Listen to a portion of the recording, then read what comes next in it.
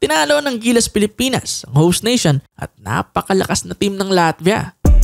Ang laking upset na ito dahil number 37 lang sa FIBA World Rankings ang Pilipinas habang nasa itaas ang Latvia bilang number 6. Sino mag-aakala, no? As per FIBA, ito ang kauna-unahang panalo ng Philippines sa isang European team since 1960. Unang kapansin-pansin na advantage ng Gilas ay sa mga bigs. Simula ng laro kumayod kaagad sina Fajardo at Soto. Walang panapat sa kanila sa paint ang Latvia, kaya naman buong laro ang taas ng efficiency nila. 18 points on 70% shooting si Kai, while 11 points on 83% shooting naman si JMF. Tapos big factor din sila sa depensa na may 6'10 at 7'3 sa paint. Effective din yun. Kaya naman overall, napakalaking tulong talaga ng dalawang ito sa panalo natin.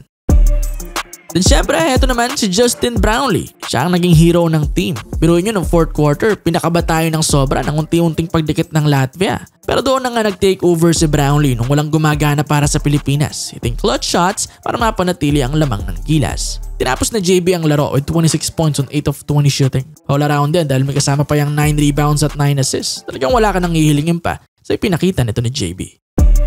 Dalawa pang maganda ang pinakita sina Chris Newsome at Dwight Ramos. Solido ang backcourt duo nila ayos sa depensa at nakatulong din sa opensa. Sa effectiveness nga ng dalawang ito ay binabad talaga sila ni Coach Tim with 33 minutes na playing time sa isang 40-minute game. At sulit na sulit naman yun. Sa ganda ng nilaro nila, di natin gaano ininda na walang natural point guard sa koponan.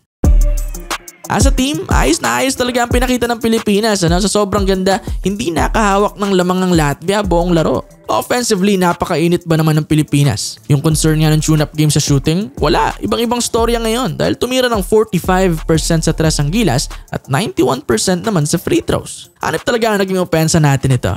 Tapos sa depensa, gumana rin. Sa lakas ng interior defense natin, napilitang tumira ng mas maraming tres ang Latvia. Kontra Georgia, 29 attempts lang. Pero sa atin, 42 attempts. Mas marami pa ang tira nila sa tres kaysa sa loob. Tapos sinabayan pa ng malas, di ba? Kaya naman nakapondo talaga ng malaking lamang ang Pilipinas. And by the time na ready nang humabol ang Latvia ng fourth quarter, ay huli na ang lahat dahil masyado nang malalim ang nahukay nila. Sa panalong ito ng Gilas, credits din syempre kay Coach Tim Cone at sa kanyang coaching staff. Naihanda talaga nila kontra Latvia ang team. Yung 6'10 NBA player nilang si Davis Bertans, si Dwight Ramos ang binigay. Gumana naman yon dahil kaya niyang ang habulin to. Then kapag pumasok naman, saka mag-switch o mag-help ang ibang players natin. Gawa nito na keep lang sa minimum si Davis with only 10 points at merong below average na 2 of 7 shooting sa tres. Pero maliban pa sa great na game plan sa depensa, sa opensa gumana rin ang sistema ni Coach Tim. Kalatang opportunity sa buong koponan, nakikinabang lahat. 5 players nga ang naka-double digits sa atin sa scoring. Ganda ng ball movement at nahahanap ang better shot.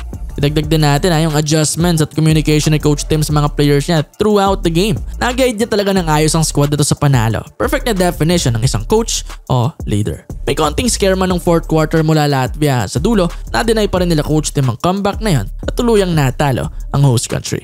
Bago ang laro, napakalaking help din kasi sa confidence ng team yung naset ni Coach Tim na mentality sa tournament. Nalalaban talaga sila para sa Olympic ticket, hindi lang para mag-participate at makakuha ng learning experience. Kaya naman heto, lumaban talaga ng taas noo ang buong koponan at tingin kalibel nila ang world's number 6 na Latvia. Congrats Gilas Pilipinas. Magiging memorable sa atin ang laro na ito. Maaalala sa buong lifetime natin as Gilas fans. Lalo pa siguro kung maging successful pa sila sa tournament. Tignan natin, basta sa point na ito malaki na ang chance natin na makakapasok sa semis ng Olympic qualifiers. Something na hindi nagawa ng Gilas noong 2016 at 2021 OQT. Sa madaling salita na surpass na kagad ng squad na ito ang team nun nila Coach Chot at Coach Tab.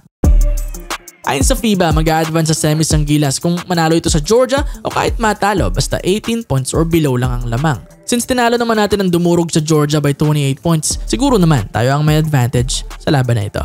Pero wag lang pakampante. Good luck Gilas Pilipinas!